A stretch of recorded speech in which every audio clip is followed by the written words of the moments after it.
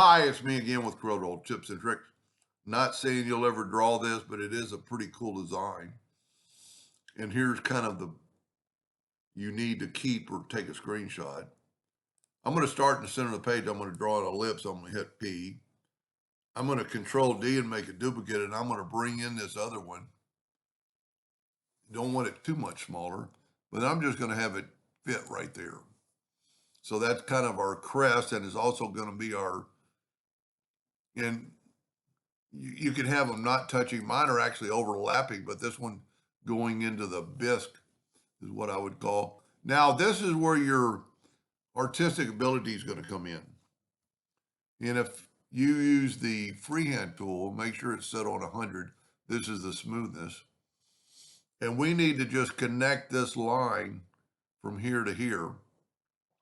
You want to kind of stay, off to one side because we're going to rotate this guy. And by using the freehand tool, it really helps you.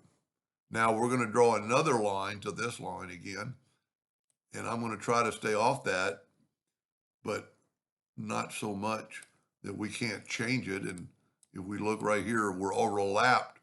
So I can select on that line and just keep it from being overlapped and, change it up quite a bit. Take away nodes sometimes will help.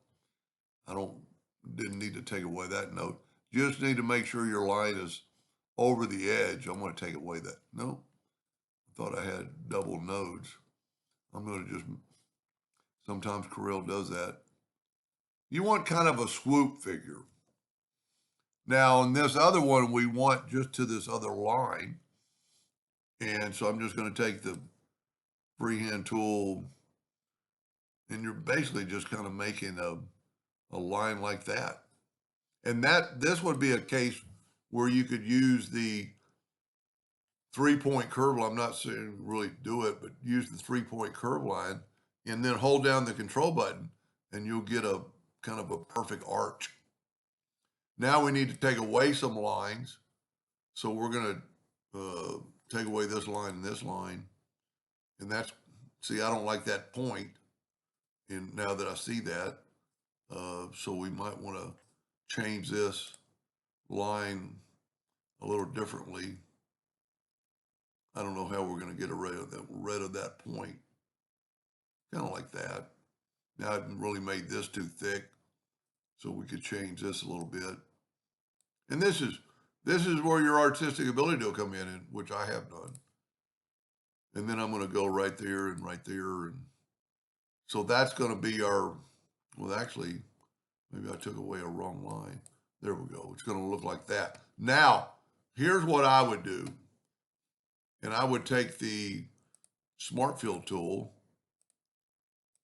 and I would fill in this part. See, I've got a leak right there. Because, see, there it is. So I'm going to just take that node and just move it over. Now, the reason I'm using the Smart Fill, let me see what my nudge factor is. My nudge, whenever you got the color Smart Fill, it's going to do that. That thing is like 17 inches. Let's set our nudge factor on 18. And because I want to take away this and that. So I've got another leak. This is almost good this happened. So it's got to be right up here. So what we can do is just take this shape and just move it. Because that's going to overlap anyway, unless, unless there's our leak. I meant to grab the zoom tool. So we didn't have to move that circle. And you can always go past. But I want to get rid of that. And that's the reason I'm doing this is I'm going to fill that in. And I'm going to nudge it over twice. And that made it one unit. And now I can take my smoothing tool, which came out in X8, I believe. Whoa, like 2 inches. And I'm going to smooth that out.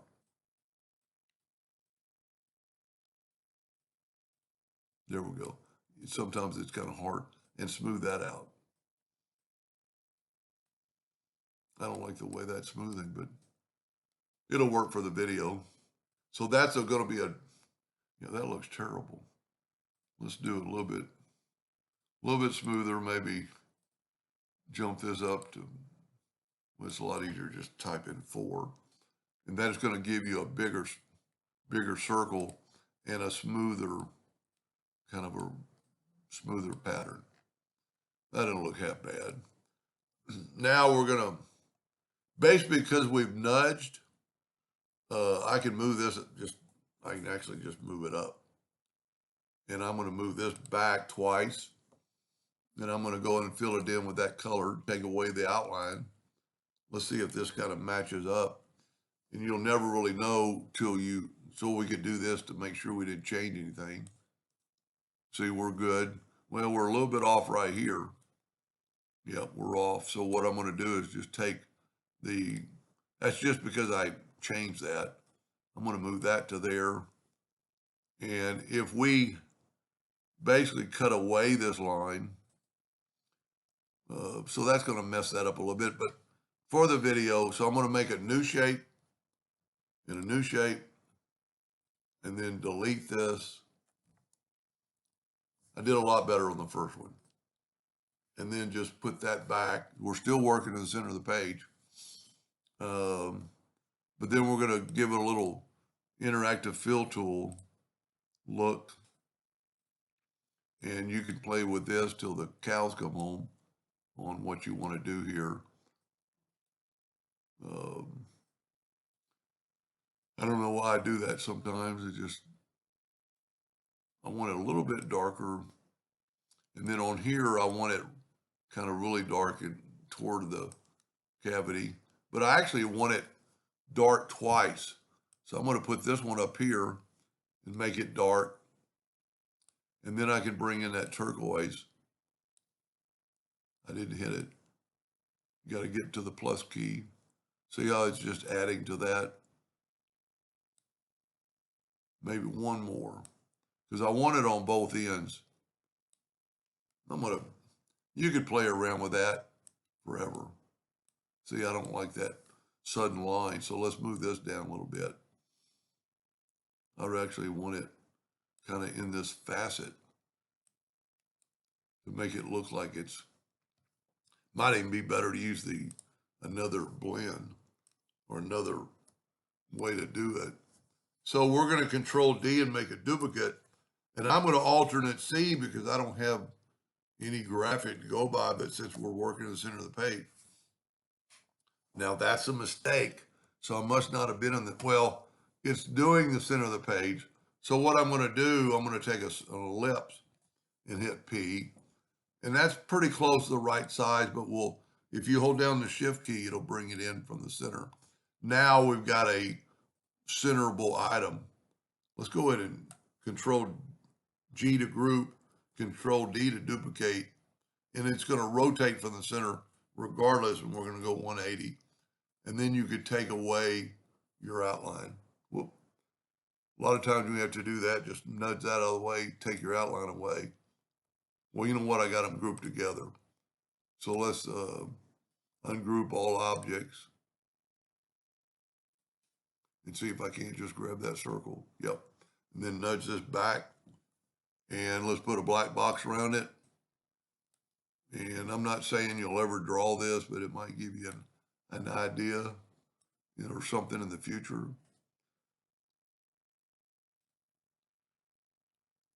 So my bisque is a little bit too dark, where this is just like it's going into there. And we could change that. So that's not grouped together, which is okay. Because we could take this one now, and maybe they're not really close enough. Maybe I went too far.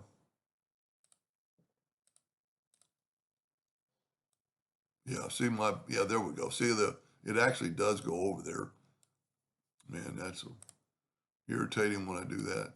So you could kind of do it that way. And like I said, you could maybe try the elliptical and see what you get. I kind of like that. And then you just make the other copy like you did before. But anyway, just an idea or two, and hope that helps somebody someday, and thank you for watching.